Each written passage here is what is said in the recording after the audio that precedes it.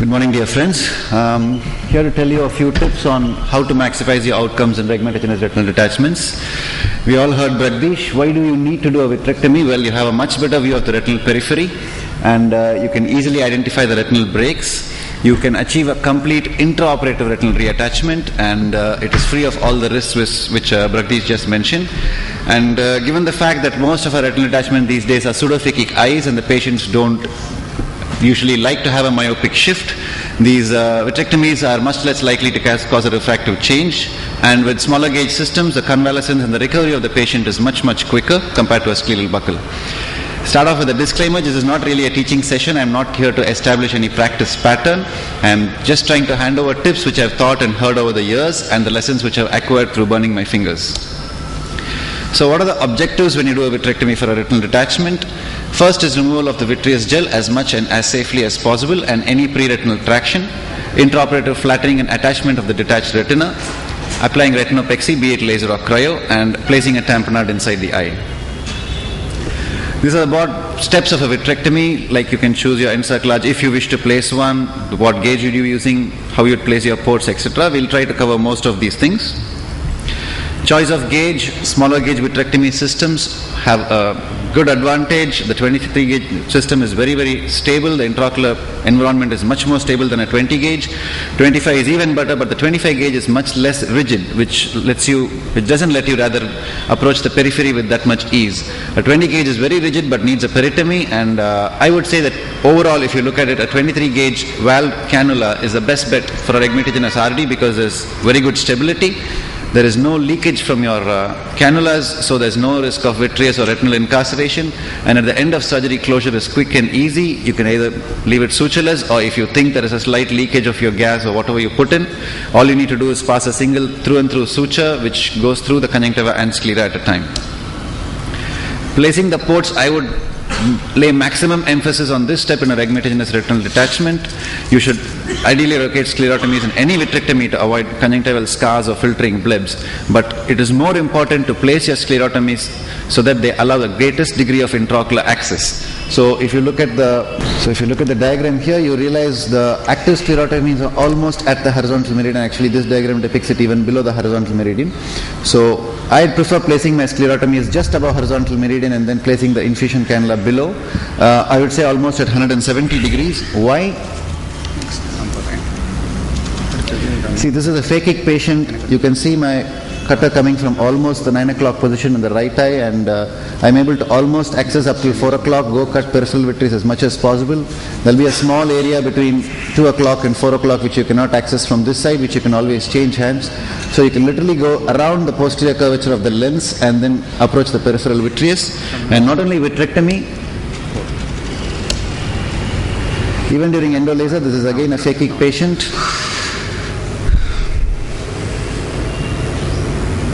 Sorry, it's playing up. Yeah.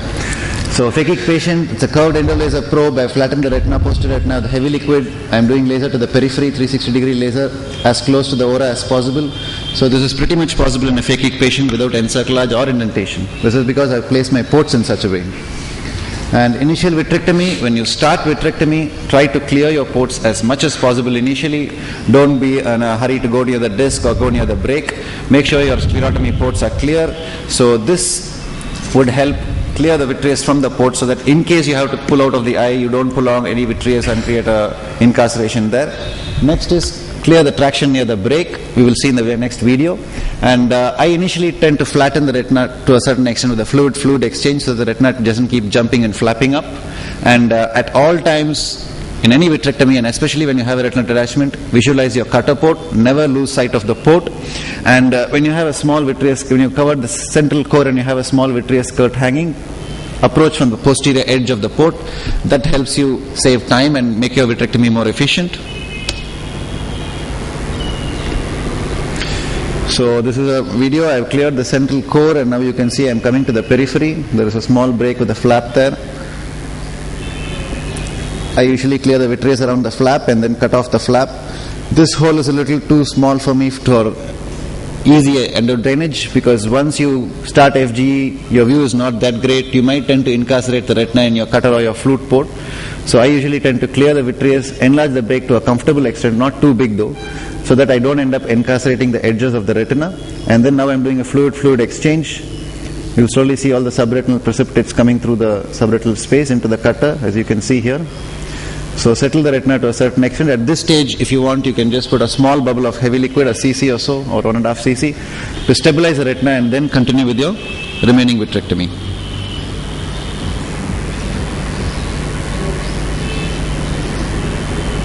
So peripheral vitrectomy, peripheral vitrectomy or base excision, it's not one and the same. It is not indicated in all cases, point one, and it is easier said than done.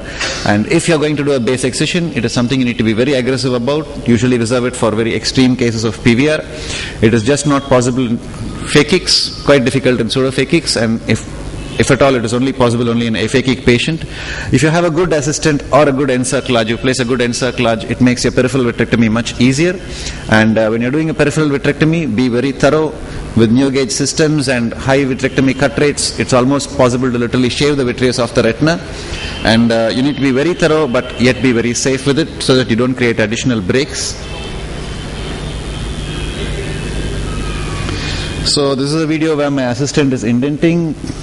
I'm lucky enough to have a decent assistant, so you can see you should use something like a muscle hook or a vectis, so that you get a flat, broad indent like this. A pointed indent is not that good. You can visualize the aura here, the infusion cannula. So you can almost come close. I have stabilized the posterior retina with heavy liquid so it doesn't jump up. And this is another novel way which I found out. You can use a chandelier. There are chandelier systems which fit into your 23 gauge trocar. So I fit one such chandelier into my 23 gauge trocar. I've removed my light pipe. I fit the chandelier here. My left hand is now free, so I am indenting with my left hand, and I'm using my right hand to cut. If you think your assistant is not good, you can invest a little bit in this chandelier system, and you can have the comfort of indenting yourself while doing the vitrectomy. Not that easy in phakics, but pseudophakics, yes, very much possible. Use of heavy liquid, it's got its obvious advantages.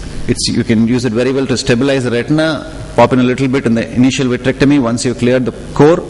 That's 1 or 1.5 cc to stabilize the retina. It prevents the retina from fluttering. It will prevent incarceration. You can get much closer to the retina and the periphery. The drawbacks would be, if your break is relatively posterior and you inject heavy liquid a little prematurely, you can make the fluid get caught anteriorly, and there are some times when initially you tend to inject heavy liquid at a time, 3 cc, 4 cc into the eye. You've not done a thorough vitrectomy in the periphery. The vitreous skirt can get caught under the heavy liquid. You will not know it, and once you remove the heavy liquid, you realize you left so much vitreous in the periphery. This is again heavy liquid. You can see my assistant indenting there. So I have stabilized the retina. The retina anteriorly is hardly jumping up. I'm almost going close to the retina, hardly leaving any vitreous in the periphery. You can see there's a very slight shudder of the retina. That's it.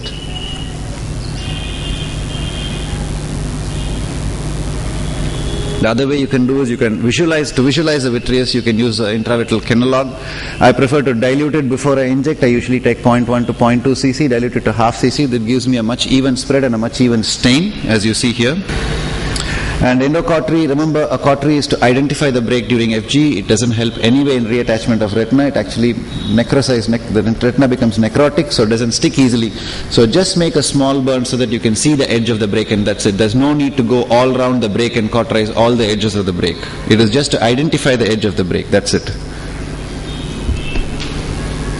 So settling the retina, once you've done a good vitrectomy, you cauterize the breaks, you've identified all the breaks, you mark them. We have a few options. One is a direct FG. If the breaks are at the equator or posterior, a direct FG is the easiest thing to do. You don't waste any heavy liquid. If your breaks are very anterior, you can use heavy liquid, and also breaks which are not easily accessible to an FG directly, you can use heavy liquid. Or if your view is not good, say because of some lens opacity or there's a very complicated anterior segment surgery, the IOL reflexes are too disturbing, then you can use heavy liquid. You can prefer to do a drainage retinotomy alternative to a PFCL, but I'm not too much in favor of creating an extra hole in the retina when already the retina has got multiple holes. And I'd prefer to combine heavy liquid and fluid gas exchange. I initially put 1 to 2 cc of heavy liquid, flatten posterior retina. I usually fill heavy liquid only up to the posterior margin of the break.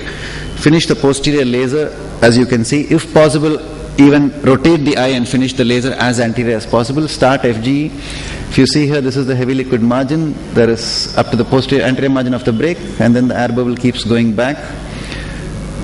I place my cutter port there. It's important not to move your light pipe too much, even if you transiently lose view, as in this situation. After a couple of seconds, the view will clear up as the air bubble goes posterior to the edge of the light pipe. There's a lot of glare when it crosses the light pipe.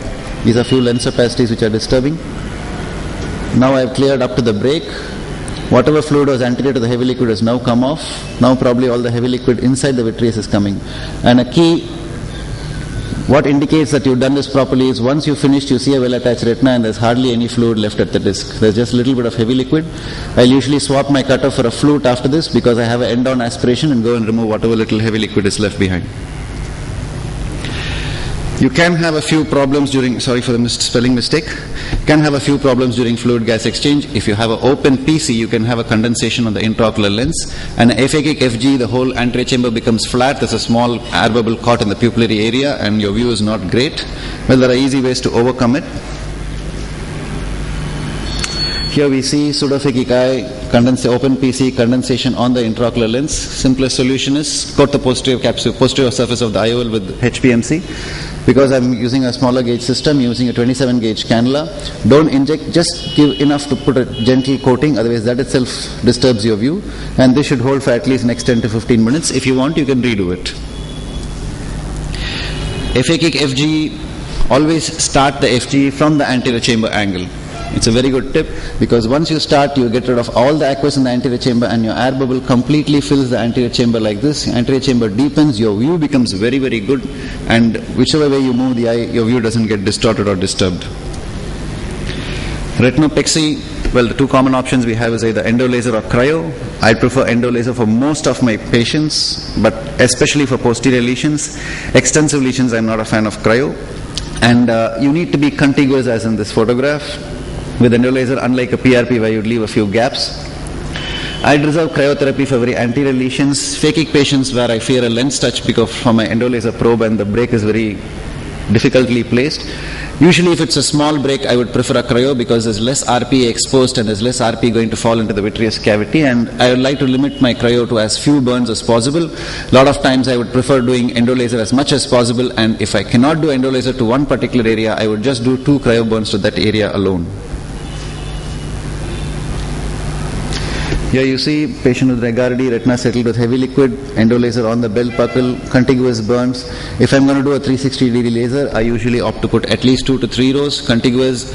Usually you know where the posterior edge of the vitreous base is, you know the vitreous is detached up to that extent. That is why the patient is likely to get further breaks in future. So make sure your endolaser burns are there and not at the equator or posterior where it is usually much easier to do, but it doesn't really help in any way. Choice of tamponade, lot of studies about leaving air in the vitreous cavity. Well, I don't have that much guts to do that at the moment, but I usually swap between SF6, C3F8 and silicone oil. I have a simple rule of the thumb. If any fresh RD, I always use gas, and if the break is above horizontal meridian, I use SF6, below horizontal meridian, C3F8. And special situations like RD with PVR, GRT and 1/8 patients, because if you use gas, he's going to be literally blind for the next few weeks. I'd prefer to use silicone oil. Heavy silicone oil, very good for inferior breaks, but I don't really have much personal experience in that. Just going to go through a couple of videos for want of time in special situations. RD with PVR, use stains, use trypan blue to stain the epiretinal membranes, as in this case. You can use a pick or barb a 23 or a 20 gauge needle and use it, but newer vitrectomy forceps, they are pretty sharp enough, so you can directly go and pick the membrane. Always go from the disc towards the ora so that there is no risk of forming a tear because of your traction in the retina. And peeling in macular hole, you can do it in 2 ways. You can do it under heavy liquid. This one actually demonstrating doing it under fluid. I usually do a small fluid, settle the retina to a certain extent.